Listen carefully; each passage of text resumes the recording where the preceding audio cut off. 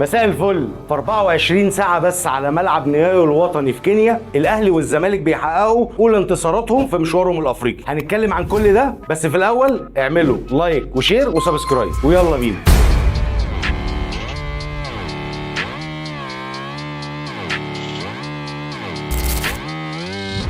ونبدا مع الزمالك اللي ابتدى بتشكيل محمد صبحي، محمد شحاته ناحيه اليمين، ودي كانت اول حاجه غريبه ممكن نشوفها في الملعب، حمزه المسلوسي وحسام عبد المجيد، وناحيه الشمال عمر جابر لان مفيش باك شمال موجود. احنا اشترينا بنتايج بس ما ابتديناش بيه، ايه السبب انا معرفش. وفي نص الملعب بيلعب دونجا، قدامه عبد الله السعيد وناصر ماهر. عبد الله السعيد وناصر ماهر وجودهم في نص الملعب دي حاجه خطر جدا، وده شفناه في الملعب. ناحيه اليمين زيزو، ناحيه الشمال مصطفى شلبي، وفي الهجوم سيف الدين الجزيري. بيبتدي الزمالك الماتش وبيكون اخف حركيه في الملعب وبيقدر ان هو يتحكم في الكوره. اول 15 دقائق الزمالك احسن في الملعب لكن بدون فرص خطره. الماتش بيكمل والماتش كان مقفول بنسبه كبيره على الزمالك ان هو مش عارف ينفذ اي حاجه في الملعب. بنوصل لاخر الشوط الاولاني وكانت اول هجمه خطره للزمالك في الدقيقه 42، كان الكورنر من زيزو، بيطلع حسام عبد المجيد بيحاول يسجلها لكن ما بيقدرش. الدقيقه 45 الزمالك بيسجل الجول الاول عن طريق فاول لزيزو بيباصيها لتحت لعبد الله السعيد اللي بيحطها في البعيده، الجول الاولاني نادي الزمالك. وكان في تخيلنا ان بعد ما الزمالك يسجل الماتش هيكون احسن له وافضل له ان هو يقدر يسيطر على الريتم ويسرع ويبطئ في الريتم براحته، لكن ده اللي ما حصلش في الشوط الثاني. الزمالك في الشوط الثاني كان اسوأ بكتير جدا من الشوط الاولاني، دفاعيا مش موجود، نص الملعب ما جاش. انت كنت بادئ بعبد الله السعيد وناصر ماهر في نص الملعب ودول دفاعيا قليلين جدا. خلى في الشوط الثاني ان هو يطلع ناصر ماهر وينزل شيكابالا ويطلع سيف الدين الجزيري وينزل ناصر منسي ويدخل شيكابالا ناحيه اليمين ويرجع زيزو في نص الملعب. وده يا جماعه خلى الزمالك بيلعب باثنين لعيبه عندهم 40 سنه، ومفيش فريق في العالم يستحمل 2 لعيب عندهم 40 سنه في خط هجومه، لان ده بيقلل من رتمك وبيأثر على ضغطك. انت ما بتقدرش تعمل ضغط عكسي ولا ضغط عالي. ناصر منسي لعيب انت جربته فوق ال 90 مره، اديته 30 مليون فرصه. انت راجع لك حسام اشرف ثالث هدافين الدوري،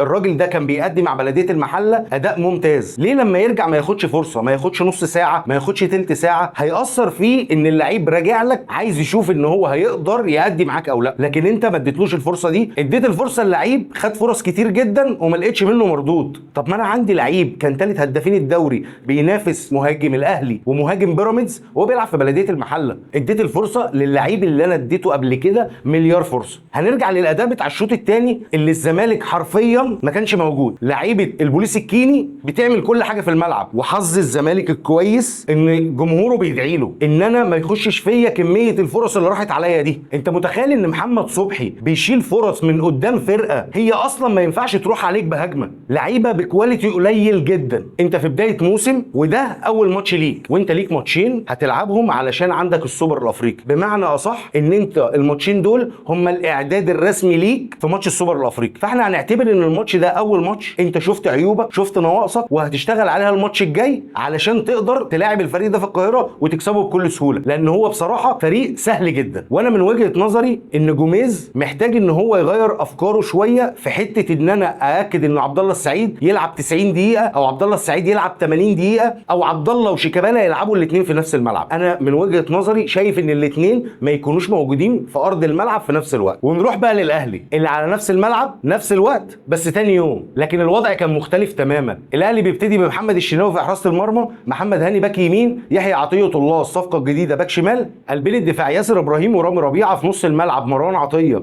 وامام عاشور واكرم توفيق، ناحيه اليمين بيرسي تاو وناحيه الشمال حسين الشحات، وفي الهجوم وسام ابو علي. بيبدا الاهلي ضاغط جدا وشرس جدا على الجول. اول دقيقه كان ممكن الاهلي يسجل جول، لغايه الدقيقه 5 كان ممكن يسجل جول واثنين، وفي الدقيقه 14 بيكون الاهلي سجل جولين عن طريق رامي ربيعه وبيرسي تاو. الفريق بعد ما سجل الهدفين وقضى على الفريق اللي قدامه ما بقاش قدامه ان هو يبذل مجهود كبير. انا مش محتاج ابذل مجهود، بمشي الملعب، بباصي، بحرك الكوره، والفريق اللي قدامي هو اللي محتاج ان هو يدور على الكوره، فانا بهدى وما بعملش مجهود كتير لان ده اول موسم واول ماتش ليا. بنكمل الشوط الاول وكان ممكن الاهلي بدل ما يسجل جولين يسجل 4 اجوال. وسام ابو علي وحسين الشحات ضيعوا فرصتين كبار جدا كان ممكن يخلصوا الشوط الاولاني بس 4-0. بيخلص الشوط الاولاني 2-0 ونروح للشوط الثاني اللي الاهلي بيبتديه متراجع. انا مش محتاج حاجه من الماتش، ومش محتاج ان انا اضغط نفسي ولا اجري ورا الكوره. انا الفريق اللي قدامي هو اللي محتاج يمسك كوره ويحاول يسجل، وده اللي ما قدرش يعمله فريق جورماهيا الكيني اللي الاهلي مشى معاه الماتش لغايه الدقيقه 75. فريق جورماهيا الكيني في كوره اتلعبت الشناوي بيصدها دخل الجول